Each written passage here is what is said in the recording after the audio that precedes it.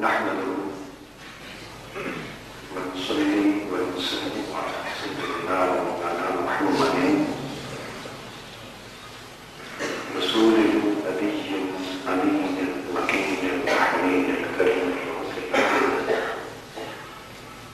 أما بعد أعوذ بالله من الشيطان الرجيم بسم الله الرحمن الرحيم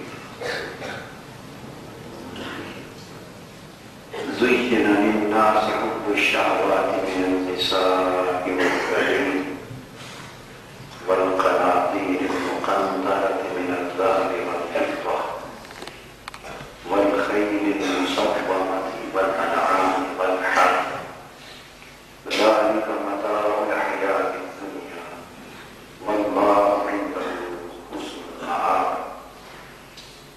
قل أنبئكم بخير من ذلكم للذين اتقوا عند ربهم جنات تجري من تحتها الأنهار خالدين فيها وأزواج مطهرة ورضوان من الله والله بصير بالعباد صدق الله مولانا العظيم.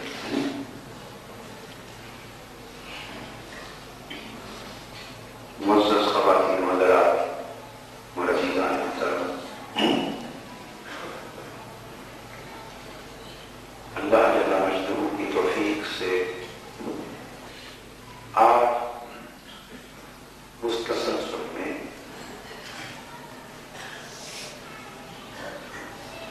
یہ بیان کرنا مقصود ہے کہ اللہ تبارک و تعالیٰ نے انسانی فطرت کو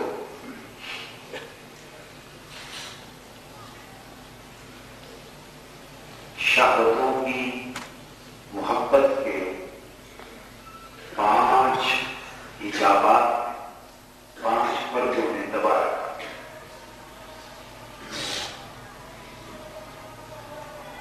نفس اس محاذ پر آپریٹ کرتا ہے،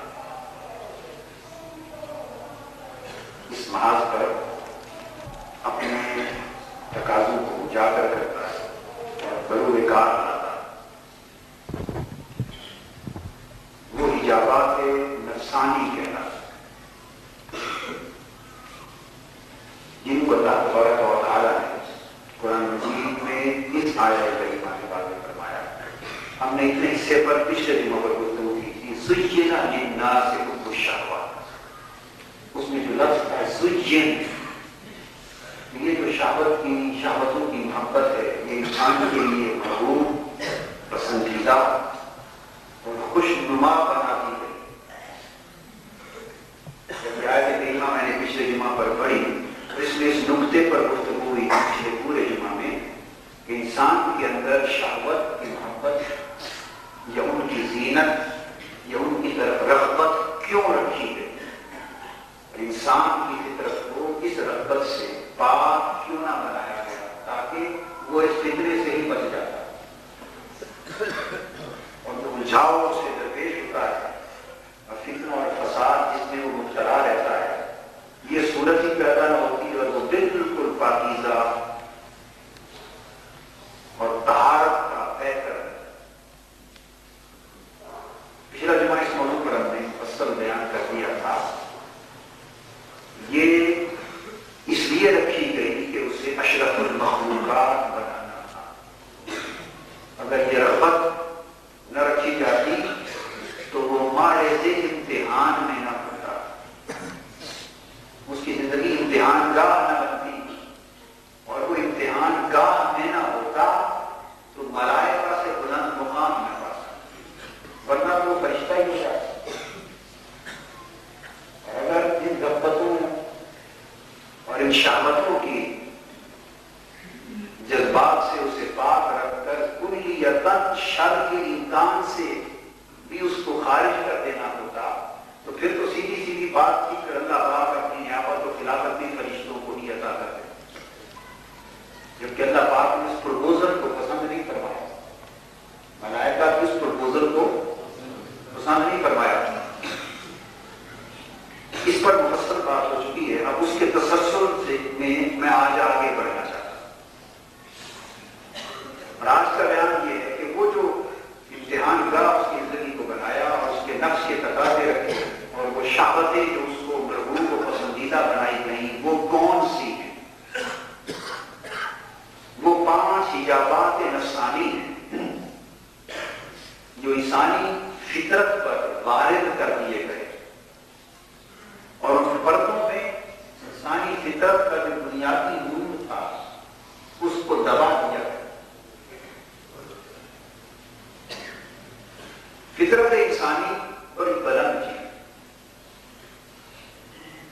انسان کے اندر بنیادی طور پر رغبت رکھی گئی تھی، بنیادی طور پہ رغبت رکھی گئی تھی، اور رغبت کا عنصر، انس و محبت کا عنصر رکھ کر ارد گرد شہوتوں کی آگ جلا۔ اس کی مثال تیل کی ہے، جیسے آپ مٹی کا تیل کسی چراغ میں کسی دیے میں رکھتے ہیں اور اس کو آگ دکھا دیں تو وہ کوئی بڑا اٹھتا، یا پیٹرول کی مثال دیں، اگر پیٹرول کے قریب ہی لے جائیں ماچس کی آگ جلا کر تو بڑھتے گا نہیں، اس کے اندر بنیادی طور پہ بڑا اٹھنے کی صلاحیت رکھی گئی تھی۔ تو فطرت انسانی کے اندر محبت اور رغبت رکھی گئی تھی، اور جس ماحول میں اسے اتار کے زندگی گزارنے کو کہا گیا، اس ماحول کے گرد و نواح میں شہوتوں کی آگ جلا اور ان شہوتوں کی محبت کے 5 نفسانی حجاب اس کی فطرت کے اوپر ڈال دیے۔ اب سمجھ آئی کتنا بڑا امتحان ہے اور کس امتحان سے انسان کو گزارا گیا۔ آپ کہیں گے کہ انسان کی فطرت میں بنیادی طور پہ محبت اور رغبت کیسے رکھی گئی؟ اس پر میں نے 1-2 بار، یہ شاید اس سے زائد پچھلے عرصے میں کبھی کسی نے کسی موقع پر گفتگو کی ہے۔ یہ معلوم نہیں کہ آپ کے یہاں کی ہوگی یا باہر بعض اوقات مختلف کتابات میں کسی جگہ موقع آ گیا ہوگا، تاہم میں اس کو بیان کرتا ہوں کہ انسان کے اندر کو رغبت اور محبت کا بنیادی عنصر، بنیادی مادہ کیسے رکھا گیا، اس کا اشارہ خود اس کے نام میں دے دیا گیا۔ انسان کا جو نام ہے انسان، اس نام کا جو بنیادی مادہ ہے وہ کون سے؟ لفظ انسان کس میں سے بنا ہے؟ ہر عربی زبان کا فائدہ ہے، انگلش کا یہ نہیں ہے، اردو کا بھی یہ نہیں ہے، پنجابی کا بھی نہیں ہے، بہت سی زبانوں میں یہ نہیں ہے۔ عربی زبان پہ اپنی وسعت اور اپنی اس کا جو سمجھنے کے اس کی جو لٹریری ویلیو ہے، ادبی جو اس کی عظمت ہے، ادبی جو اس کی قدر ہے، اس کی یہ خوبیوں میں سے خوبی ہے کہ اس کا ہر لفظ کسی مادے سے نکلتا ہے اور اس مادے کو روٹ ورڈ کہتے ہیں۔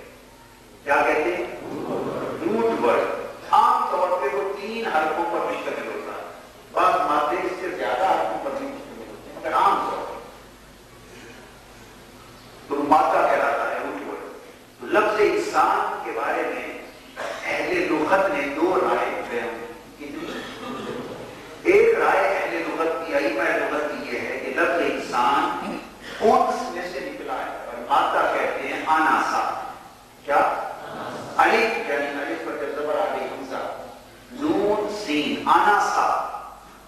اس کو اگر آپ لے تو انس کا لفظ بن جائے گا۔ انس کہتے ہیں رغبت اور محبت کو۔ ایک ویو یہ ہے کہ لفظ انسان بنیادی طور پہ نکلا ہی انس میں سے، گویا مطلب یہ ہے کہ انسان اسے کہتے ہیں جس کی فطرت میں انس اور محبت کا داخلہ ہو، جو کسی سے مانوس ہو، کسی سے مانوس ہو جائے، کسی کی طرف رغبت کرے، راغب ہو جائے، کسی کی طرف جھکے اور کسی شے سے محبت کرے، تو جس کے اندر یہ فطرت، یہ مادہ اور یہ داعیہ اور بنیادی صلاحیت ہوگی، اس فیکٹر اور وجود کو انسان ہے۔ وہ انسان کا نام یہ بتا رہا ہے کہ اس کے اندر کسی سے رغبت کرنے، کسی طرف محبت کرنے، کسی طرف میدان اور جھکاؤ کے ہونے کی بنیادی خوبی موجود ہے۔ اور جس شخص کے اندر بنیادی طور پہ انس اور محبت کا مادہ نہیں، وہ انسان ہے۔ اس لیے حضور صلی اللہ علیہ وسلم نے فرمایا، آپ تشریف فرما تھے اور ایک صحابی دیہات سے آیا ہوا عربی، جیسے بدو اس وقت آ کرتے تھے دیہات کی، وہ بھی موجود تھا۔ آپ کی خدمت میں حسنین کریمین رضی اللہ تعالیٰ عنہ، ان 2 شہزادوں میں سے کوئی ایک شہزادہ، حضور صلی اللہ علیہ وسلم نے انہیں اٹھا لیا اور چومنے، گود میں بٹھایا، چوما، پیار کیا۔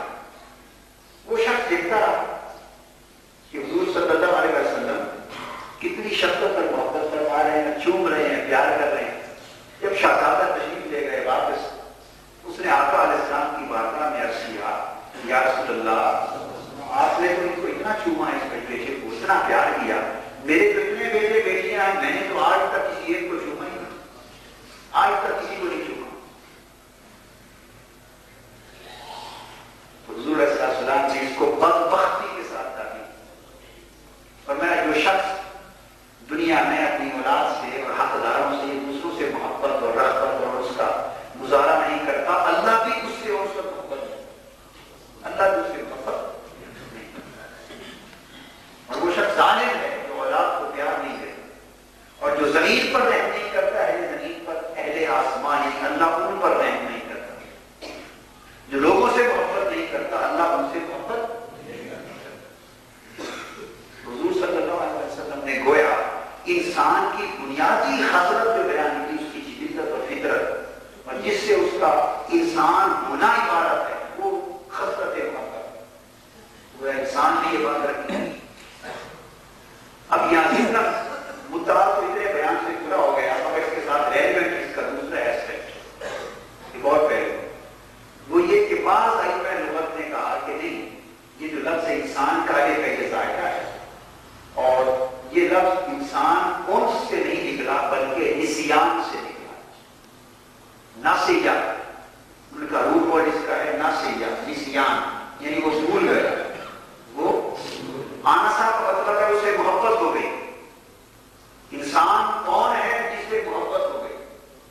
دوسروں نے کہا نہیں، انسان ناسیہ سے ہے، اس کا مطلب ہے وہ جو بھول گیا. ان کے خیال میں انسان کو انسان کہتے ہی اس لیے ہیں کہ وہ بھول جاتا. آپ کو تو موج ہو گئی، وعدہ کیا بھول گئے تو کہیں میں انسان جو کیا ذریعہ ادائیگی بھول گئے کہا میں انسان جو چھٹی لگ گئی نا کوئی کہ میں انسان نہیں. جنہوں نے کہا کہ انسان نسیان سے ہے، بھولنے والا، اب تفریق کی ہے. اب میں اس کے دونوں معنی کو جوڑ کر بتا رہا ہوں، دونوں میں تضاد نہیں ہے. ہاں، انسان انس سے بھی ہے اور انسان نسیان سے بھی ہے. انسان میں انس بھی ہے اور انسان میں نسیان بھی ہے. یہ آناسا کا بھی مرکب ہے اور ناسیہ کا بھی مرکب ہے. کیسے؟ فطری بات ہے کہ انس اگر خالص ہو، انس یعنی محبت خالص ہو، تو یہ محبت کی خاصیت ہے کہ جو زیادہ ہوتی چلی جاتی ہے، انسانیت بڑھتی گئی، مادہ جو بڑھتا گیا، جوہر بڑھتا گیا، وہ کامل ہوتا گیا.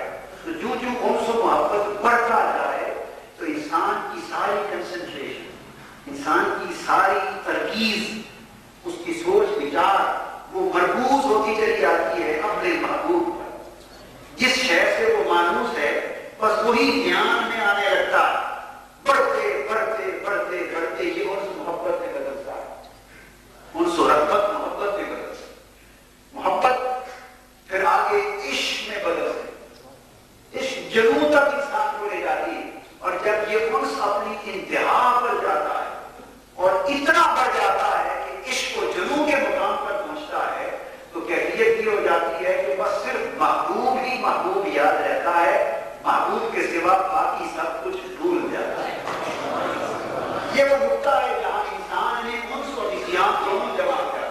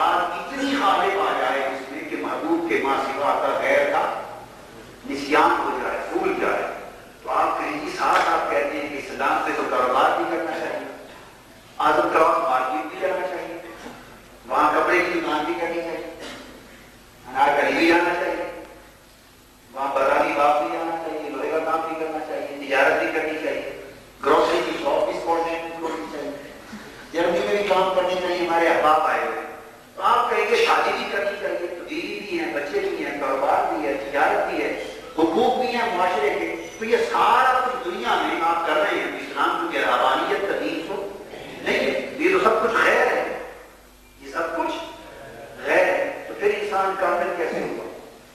اور حضور علیہ السلام نے کیے اور ہم بیابی کرتے رہے تو وہ تو نہیں بھولے، ہم کو سب کچھ ہی بھول گیا تو انسان تو پھر سارے مجنوں اور مجذوب ہی ہو جائیں، مجنوں اور مجذوب ہی ہو جائیں تو بچے ہی کچھ نہیں، پھر تو کام کاج ہی ختم ہو جائیں، یہ دین کیسے بنے؟ یہ سوال آتا ہے چلو پہلے نہیں آیا تھا تو میں نے گھسا دیا نا آپ کے ذہن میں، یہ بنیادی سوال۔ جواب اس کا یہ ہے کہ نہیں، اسلام نے ایک طریقہ بتایا، وہ یہ کہ محبوب کو یاد رکھنا اور محبوب سے مانوس رہنا اور محبوب کے غیر کو بھول جانے کا مطلب یہ نہیں کہ دنیا بھول جائے نا۔ میں نے ایک جملہ بولا تھا اس شروع کے دوران، اسے ریپیٹ کرتا، مطلب یہ ہے کہ ہر وہ چیز جو محبوب کو بھلا دے انسان اسے بھلا دے، اسے بھول جائے، ہر وہ کام جو محبوب سے دور لے جائے انسان اسے بھول جائے، اسے کہتے ہیں محبوب کے غیر کو بھول جانا۔ اب اس نے چاہا کہ محبوب حقیقی کی محبت ہو، محبوب حقیقی کی محبت ہو، اور انسان کی طبیعت رب کائنات اس محبوب حقیقی کے حسن و جمال کی طرف اس کی چاہت اور محبت میں یوں چھپ جائے اور یوں اس میں مستغرق ہو جائے کہ اس کا غیر یاد نہ رہے۔ اس کا مطلب یہ ہوا کہ اب جب شادی کی تو محبوب نے کہا میرا حکم ہے شادی کرو، اللہ اور اس کے رسول نے فرمایا میرا حکم ہے شادی کرو، تو انسان شادی اپنی لذت نفسانی کا خیال کر کے نہ کرے، محبوب کا حکم سمجھ کے کرے۔ اب وہ گھر تو شادی رہا ہے، اب تعلق تو ایک انسان سے جوڑ رہا ہے مگر ان کے محبوب کے کہنے پر جوڑ رہا ہے، اس لیے وہ بھی حکم محبوب میں داخل ہے۔ اب اولاد ہو گئی، اولاد سے پیار کریں، کیوں کریں؟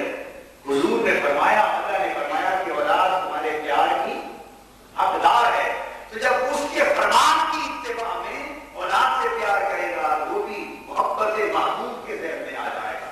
اس نے فرمایا حالت کے حلال کماؤ، محنت کرو اس کے حلال کے لیے، تو چونکہ محبوب نے فرمایا کہ جو تکلیفیں رزق کے حلال کی محنت میں آتی ہیں اس سے وہ گناہ بھی بخشے جاتے ہیں جو حج کے ذریعے بھی بخشے نہیں جاتے، تو محبوب نے فرمایا کہ رزق کے حلال کے لیے محنت کرو۔ تو اب جب دکان پر گیا، جب دفتر میں گیا، جب مزدوری کی تو دیکھنے میں وہ دنیا داری کر رہا ہے مگر حقیقت میں دین داری کر رہا ہے، کیونکہ محبوب نے فرمایا ہے کہ وہ کام کرے۔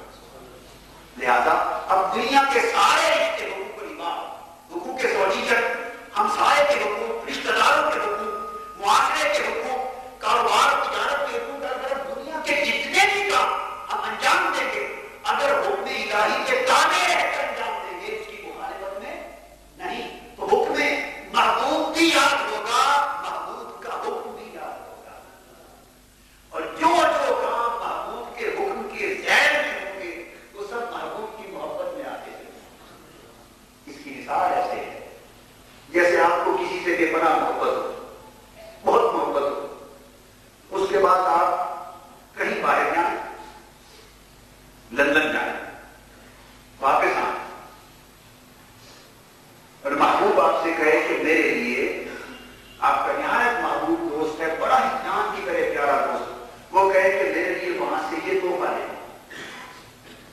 میرے لیے وہاں سے کوئی کتاب مثال کے طور پہ کہیں کہ مجھے یہ کتاب بڑی پسند ہے، یہ میری ضرورت ہے تو فلاں کتاب میرے لیے لے،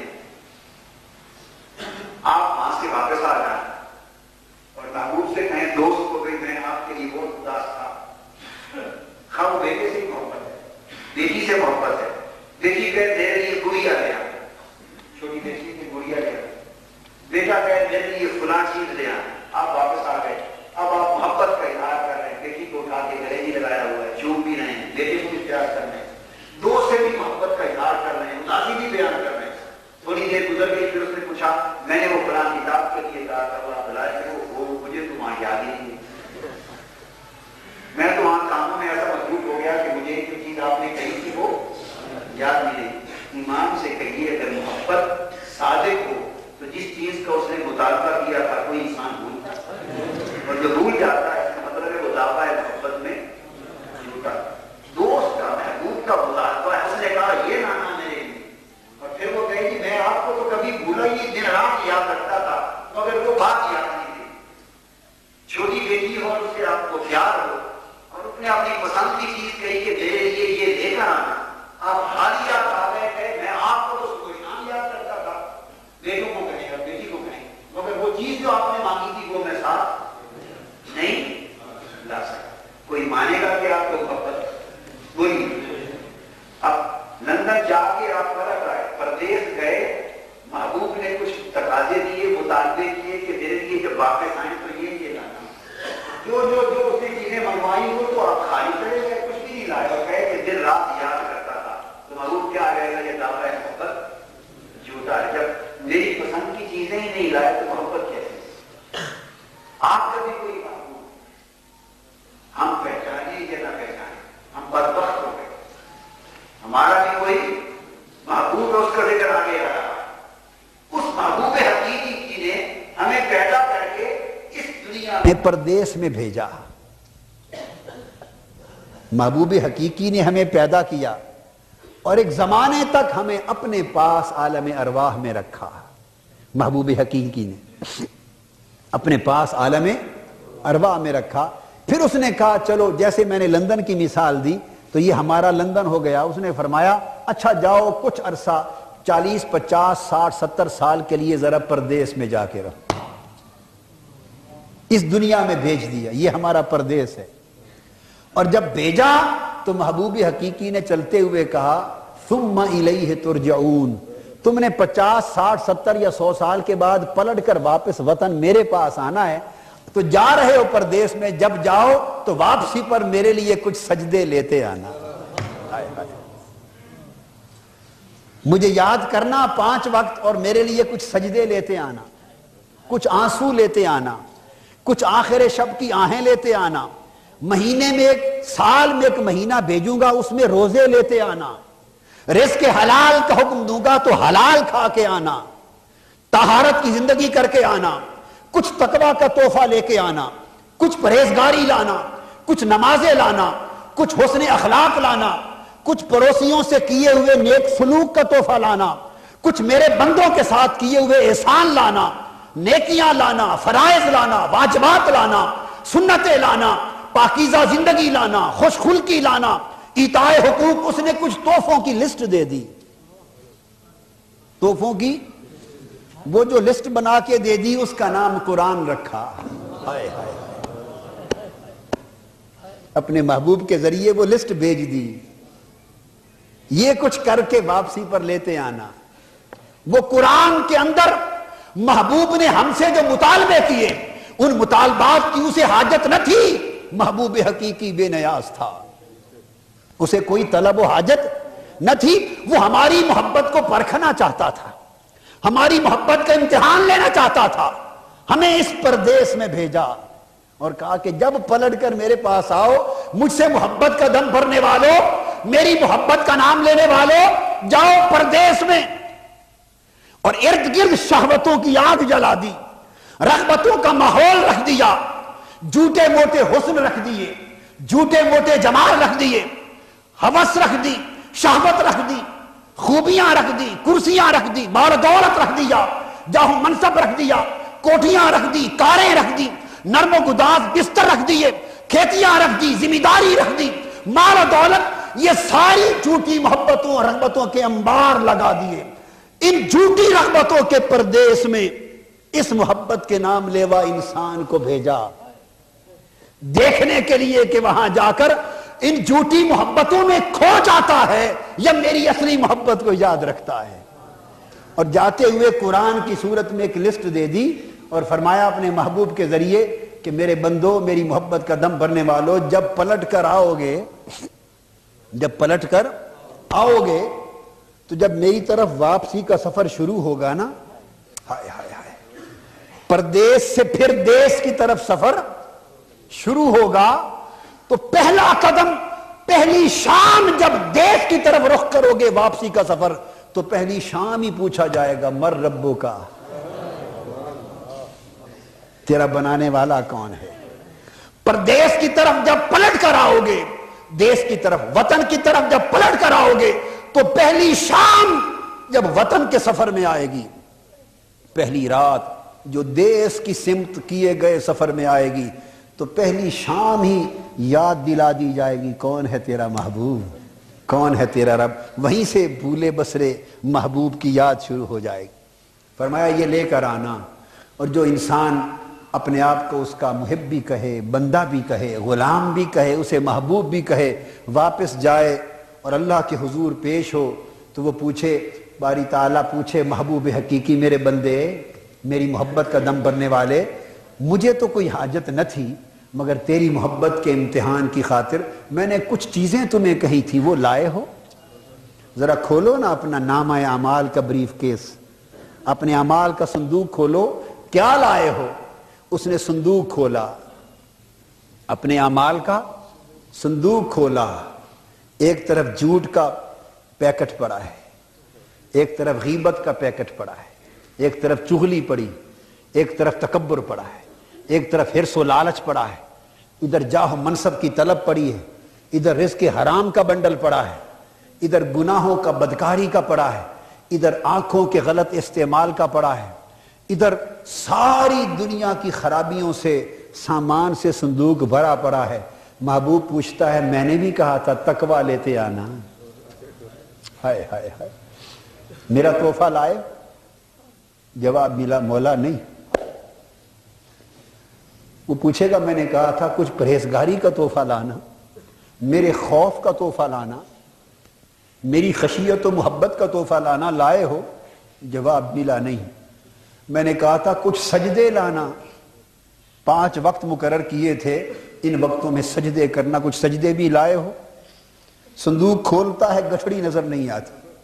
میں نے کہا تھا کچھ نیکیاں لانا، نیکیوں میں کچھ نظر نہیں آتا۔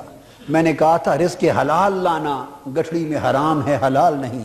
میں نے کہا تھا پڑوسیوں کے حقوق کی ادائیگی کا تحفہ لانا، وہ گٹھڑی کھولتا ہے تو ظلم ملتے ہیں، زیادتی ملتی ہے، بھلائی نہیں ملتی۔ میں نے کہا تھا یہ حقوق العباد لانا، حقوق اللہ لانا، سارا صندوق چھان مارا، اس میں جو تحفے محبوب نے کہے تھے وہ نہیں ملتے، دنیا ہی دنیا ملتی۔ اب اس وقت حکم ہوگا، اس کا مطلب ہے بندے تو یہاں سے گیا تھا میری محبت کا دم بھرتا بھرتا، اور وہاں پہنچ کر مجھے بھول گیا۔ اب بندہ کہے گا نہیں مولا تمہیں تو نہیں بھولا، تمہیں تو، وہ کہے گا تو جو کچھ میں نے کہا وہ تو بھول گیا، جو کچھ میں نے تقاضا کیا، مطالبہ کیا وہ بھول گیا، تو اور بھولنا کسے کہتے ہیں؟ قرآن مجید میں اللہ پاک فرمائیں گے جا آج پھر ہم تمہیں بھول جاتے ہیں جیسے تو دنیا میں جا کے ہمیں بھول گیا تھا۔ پھر وہ رخ پھیر لے گا، وہ رخ پھیر لے گا، بندہ مردود ہو جائے گا، اور اس دن اسے خبر ہوگی جا کر جب اس نے رخ پھیر لیا کہ اصل پردیس میں آج آیا ہوں، چونکہ دیس والے نے رخ پھیر لیا ہے، وطن والے نے رخ پھیر لیا۔ لوگوں فکر کرو اس بات کی کہ کہیں اس لمحے وہ محبوب ہم سے رخ پھیر نہ لے، اور وہ پھیرے گا چونکہ اس نے اپنے کلام میں اعلان فرما دیا ہے کہ میں کہوں گا کہ جس طرح دنیا میں تو مجھے بھول گیا تھا آج میں تمہیں بھول گیا۔ اگر ہم چاہتے ہیں کہ وہ ہمیں اس دن نہ بھولے اور اپنا رخ ہم سے نہ پھیرے تو ضروری ہے کہ اس کا اہتمام آج کر لیں، اس کا سامان ہمیں آج ہی سے کرنا ہوگا، وہ بندوبست آج ہی سے کرنا ہوگا۔ فرمایا کہ انسان کے اندر بنیادی طور پہ چونکہ عنصر محبت کا دائیہ، عنصر محبت کا مادہ اور ملکہ رکھا ہے، لہٰذا اس نے کہیں نہ کہیں رغبت تو کرنی ہے، کہیں نہ کہیں محبت تو کرنی ہے۔ بس اب انحصار اس بات پر ہے کہ وہ انسان جس کے اندر انس کا مادہ ہے اور اس نے کسی سے مانوس ہونا ہے، وہ ادھر ہو جائے یا ادھر ہو جائے، وہ بدی سے محبت کر لے یا نیکی سے محبت کر لے، وہ شر سے محبت کر لے یا خیر سے محبت کر لے۔ بلے شاہ صاحب نے کہا تھا بلیا رب دا کی پانا، بلیا رب دا کی پانا، ادھروں پٹنا ادھر لانا۔ وہ جو انس کا پودا ہے وہ بدی کی زمین میں لگ جائے تو بندہ فاسق و فاجر ہے اور رب کو بھولنے والا ہے، وہ محبت الہی کی زمین میں لگ جائے تو بندہ مومن ہے، متقی ہے، ولایت کی راہ کا سفر کرنے والا۔ اللہ پاک نے فرمایا ہے کہ وہ انسان کے اندر ہم نے بنیادی طور پر یہ جو حب ہے، حب اس کا تو ملکہ اور مادہ ودیت کر دیا ہے۔ اب اس دنیا میں آنے کے بعد اس کی جو وہ فطرت تھی، جو نورانی فطرت تھی، جو نورانی فطرت تھی، ملکوتی فطرت تھی، لاہوتی فطرت تھی۔ علامہ اقبال نے اس لیے کہا انسان کو اے طائر لاہوتی، اے عالم لاہوت کے پرندے، اے طائر لاہوتی، اس رزق سے موت اچھی جس رزق سے پرواز میں آتی ہو، جس رزق سے آتی ہو پرواز میں کوتاہی۔ عالم لاہوت کے پرندے، جس رزق سے تیری لاہوتی پرواز میں کوتاہی آ جائے اس رزق کے کھانے سے مر جانا بہتر ہے کہ تو عالم لاہوت کا پرندہ ہے۔ عالم لاہوت کا جو عالم ملکوت سے بھی بلند ہے، اور عالم لاہوت کا پرندہ ہو کر تو اگر حرام کی کشش کی زندگی بسر کرے تو اس زندگی سے موت بہتر ہے۔ فرمایا کہ اس انسان کے لیے اس کی فطرت جو نورانی فطرت تھی، جو ملکوتی اور لاہوتی فطرت تھی، اس فطرت پر شہوتوں کی محبت کے حجابات ڈالے گئے جو حجابات نفسانی ہیں، اور اس آیہ کریمہ میں ان 5 حجابات کا ذکر کیا گیا۔ فرمایا زین للناس حب الشہوات من النساء، حجاب شہوت نساء۔ پہلا حجاب، حجاب شہوات، 5 شہوتیں ہیں تو پہلا حجاب النساء، وہ شہوت و رغبت اور محبت کا وہ فتنہ جو عورتوں کی شکل میں انسان کو اپنی راہ سے اور اپنے وطن حقیقی کی محبت سے اور اپنے محبوب حقیقی کے تعلق سے دور کرتا ہے۔ یہ عورتوں کی جو محبت کا فتنہ ہے، یہ ایک حجاب بنا کر انسان کی فطرت نورانی پر طاری کر دیا گیا ہے۔ تو پہلا حجاب نفسانی طلب کا حجاب ہے۔ کیا؟ نفسانی طلب و شہوت کا حجاب ہے، یہ حجاب النساء ہے۔ پھر فرمایا والبنین، دوسرا ایک پاکیزہ جذبہ ہے اولاد کی محبت کا، ایک فطری جبلی جذبہ ہے اولاد کی محبت کا، مگر اولاد کی محبت بھی انسان کے اندر اس طرح راسخ کر دی گئی ہے کہ وہ بھی اس کی فطرت نورانی کے لیے ایک فتنہ اور آزمائش بن گئی ہے۔ تو دوسرا حجاب حجاب بنین ہے، جو فطرت کے اس تعلق کو جو عالم لاہوت سے تھا اور جو اسے اپنے محبوب حقیقی کے ساتھ جوڑتا تھا، اولاد کی محبت بھی اس تعلق کو توڑنے اور کمزور کرنے کے لیے ایک حجاب بن کے طاری ہو گئی ہے۔ عورتوں کی محبت کے نکاح کی شکل میں جس کے تعلق کا خود حکم دے دیا گیا ہے، مگر فرمایا یہ بھی ایک فتنہ و آزمائش ہے کہ کہیں اس محبت میں انسان یا غیر زوجہ ان محبتوں میں انسان ایسے فتنوں میں مبتلا نہ ہو کہ وہ محبت اسے محبوب حقیقی کے تعلق کو سے کٹ جانے پہ مجبور کر دے۔ اولاد کی محبت میں یوں غرق نہ ہو جائے کہ اس محبت میں غرق ہو کر وہ اپنی لاہوتی اور ہاہوتی تعلق کے محبت سے کٹ نہ جائے۔ تو حجاب نساء کے بعد حجاب بنین ہے جو اس کی نورانی فطرت پہ طاری کر دیا گیا ہے۔ اس کے بعد تیسرا حجاب القناطیر المقنطرہ، وہ جو بڑی آزمائش ہے، وہ مال و دولت اور سونے چاندی کے ڈھیر اور مال و دولت کا جمع کرنا، اور مال و دولت کی جو محبت اور رغبت انسان کے اندر رکھی گئی ہے، حب القناطیر، یہ حجاب قناطیر ہے، یہ تیسرا حجاب ہے۔ اس کے بعد الخیل المسومہ، یہ جو طاقت اور اقتدار، اشارہ الخیل المسومہ کا یہ بھیڑ بکری مویشی ان چیزوں کی طرف ہے، مگر بنیادی طور نام اور الخیل المسومہ میں گھوڑے، نشان زدہ گھوڑے علامت سمبل ہیں یہ طاقت اور اقتدار کے، قوت، وزارت، امارت، صدارت اور جاہ و منصب اور دنیا کی طاقت، سلطنت اور اقتدار کی محبت اور کشش، چھوٹی بڑی سطح پر ہر ایک کو ایک طاقت اور اقتدار کی خواہش ہوتی. تو حجاب الخیل یہ چوتھا حجاب ہے جو انسان کی نورانی فطرت کے اوپر وارد کر دیا گیا ہے. اس طلب میں بھی انسان اندھا ہو جاتا ہے، خیر و شر کو بھول جاتا ہے، نیکی اور بدی کو بھول جاتا ہے، حق اور باطل کو بھول جاتا ہے، اللہ کی رضامندی اور اس کی ناراضگی کو بھول جاتا ہے، اور حکومت اور جاہ و منصب اور طاقت اور اقتدار کی محبت میں اندھا ہو کر رب کی محبت تو درکنار خود رب ہی کو بھول کے فرعون بنتا چلا جاتا ہے، قارون بنتا چلا جاتا ہے، حامان بنتا چلا جاتا ہے، یزید بنتا چلا جاتا ہے، اور خیر اور حق اور احکام الہیہ کو فرعون بن کے پاؤں کے نیچے روندتا چلا جاتا ہے. یہ حق کے تعلق کو کاٹ دیتا ہے.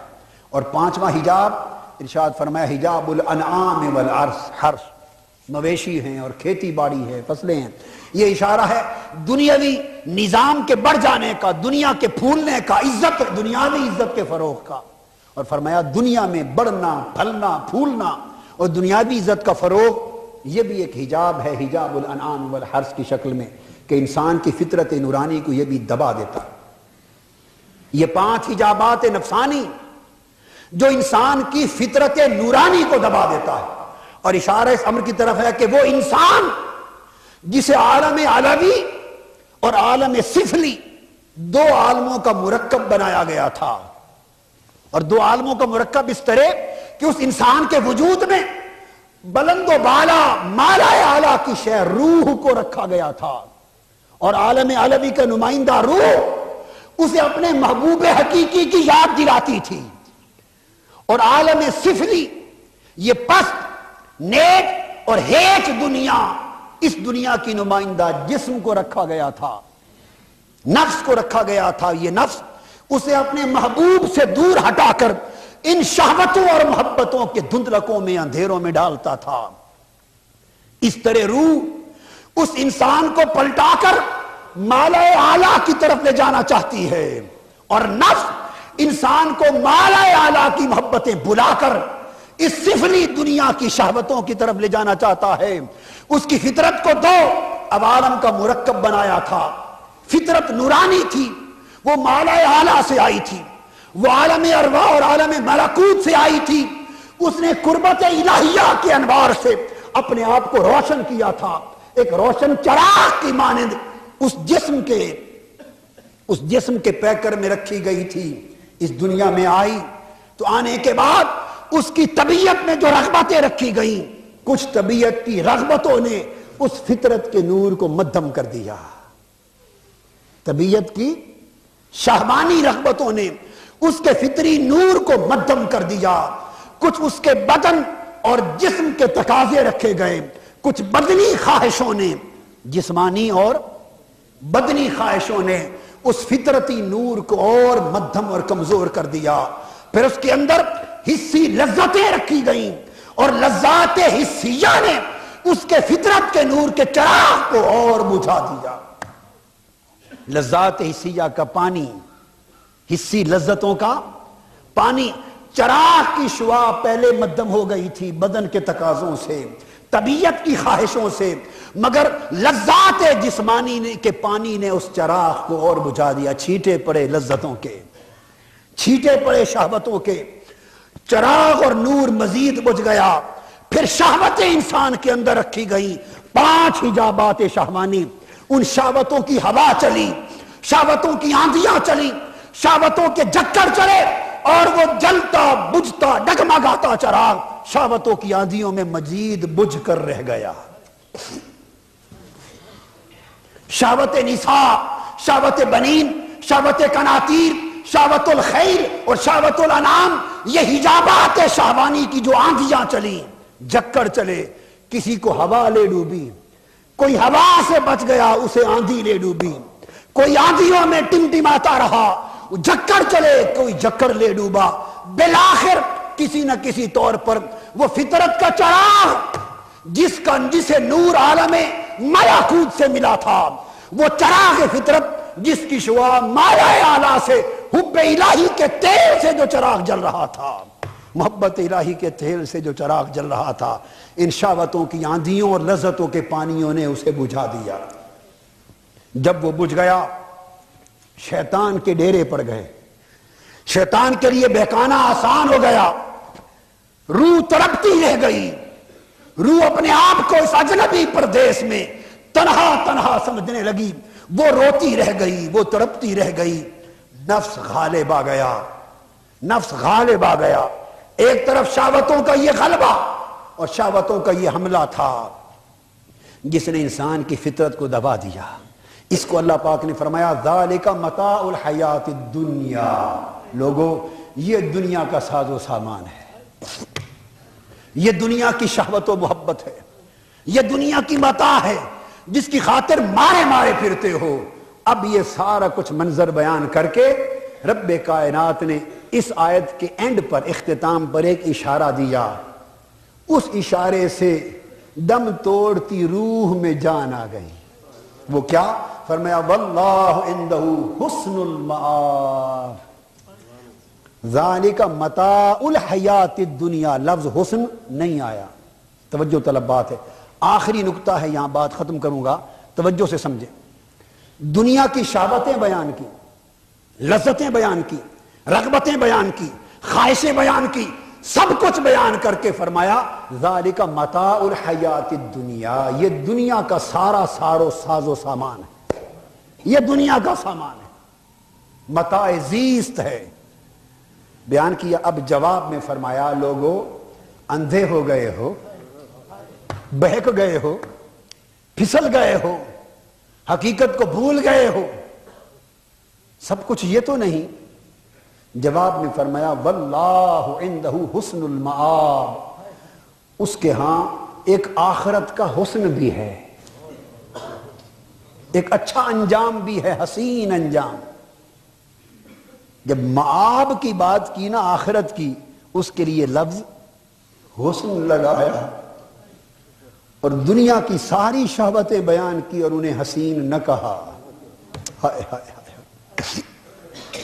دنیا کی ساری شہوتیں بیان کی مگر انہیں لفظ حسن کا ٹائٹل نہیں دیا، حسین نہ کہا، اور جب اپنی آخرت کے سامان کی بات کی تو کہا وہ بڑا حسین ہے۔ ارے دنیا کی شہوتوں میں کھو جانے والوں، اور دنیا کے عیش و آرام میں غرق ہو جانے والوں، اور دنیا کی ان آزمائشوں میں اور شہوتوں، لذتوں اور رغبتوں میں اپنے آپ کو برباد کر دینے والوں اور اپنی فطرت کے چراغ کو بجھا دینے والوں، ان میں تو سارا سامان تھا، مگر تم نے جسے حسین سمجھ کے لے لیا ان میں کوئی حسین نہ تھا، یہ آنکھوں کا دھوکہ تھا۔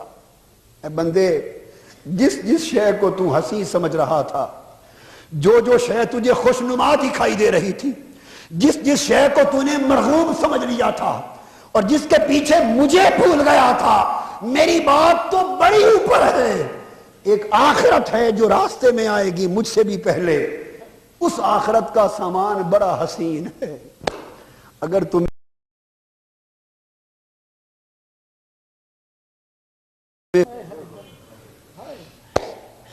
نے آخرت کو چونکہ دیکھا نہیں، اس لیے اس حسن کے پیچھے پڑے نہیں، تم ان چیزوں کو حسین سمجھ رہے ہو جو حقیقت میں حسین نہیں۔ جب یہ ایک چھوٹا سا پیغام آیا تو تڑپتی مرتی پھڑکتی روح میں ایک جان پڑ گئی کہ انسان کو یہ بات بھی بتا دی گئی، اے بندے یہ تو کچھ بھی نہیں، دنیا کا جو سارا ساز و سامان جس کے پیچھے تو مارا مارا پھرتا ہے اور اپنے محبوب و مولا کو بھولا پھرتا ہے، اگر تجھے حسن ہی کی طلب ہے تو حسن تو آخرت میں پڑا ہے۔ ہائے ہائے، حسن تو آخرت میں ہے، حسن کے طالبوں حسن آخرت میں ہے، مگر اس حسن کا بیان اگلے جمعہ پر آئے گا انشاءاللہ، اگلی آیت کریمہ میں کہ وہ آخرت کا حسن کیا ہے، اور جب وہ آ جائے گا پھر ایک آواز آئے گی کہ اب یہ حسن جو تم نے دیکھا یہ بھی کچھ نہیں، اس کے بعد ایک اور حسن ہے۔ وہ بات بعد میں آئے گی اگلے جمعہ کو، مگر اتنا اشارہ دے گیا حسن کے طالبوں جس کے پیچھے تم مارے مارے پھرتے ہو، یہ تو وہ غلاظتیں ہیں جن پر خوشنما پردے چڑھے ہوئے ہیں، یہ وہ گندگی ہے جس پر خوشنما پردے چڑھ گئے ہیں. اگر حسن کی تلاش ہے تو حسن آخرت پہ ہے، اور اگر کوئی چاہے کہ آخرت کا حسن کہاں ہے کیسے ہے تو پھر آگے چل کے اس سے بھی آگے ایک بات آئے گی، اس کا اشارہ دیتا ہوں. اس کی جھلک دیکھنی ہو تو رات کا رونا سیکھو. آخرت کا حسن کیسے ہے، اس کی جھلک دیکھنی ہو تو رات کا رونا سیکھو. اگر رات کے اندھیرے میں آنسو گرانا آ جائیں تو اس آنسوؤں میں، اس تڑپنے میں تمہیں اس آخرت کے حسن کی ہلکی سی جھلک نظر آ جائے گی. اس حسن میں کیا کیف ہے، اس میں کیا مزہ ہے، وہ ان آنسوؤں سے سمجھ آئے گی جو آنسو اس طلب میں گریں گے. اس تڑپنے سے معلوم ہوگی جو اس طلب میں واقع ہوگی. تو اللہ پاک نے یہاں تو اتنا فرمایا کہ ان شہوتوں کے پیچھے گھوم رہے ہو، ان میں تو کوئی شے ہنسی نہیں، حسن تو آخرت میں ہے، اللہ کے پاس ہے. اللہ تبارک و تعالی ہمیں اس کا فہم اور معرفت عطا فرمائے. وما علینا الا البلاغ.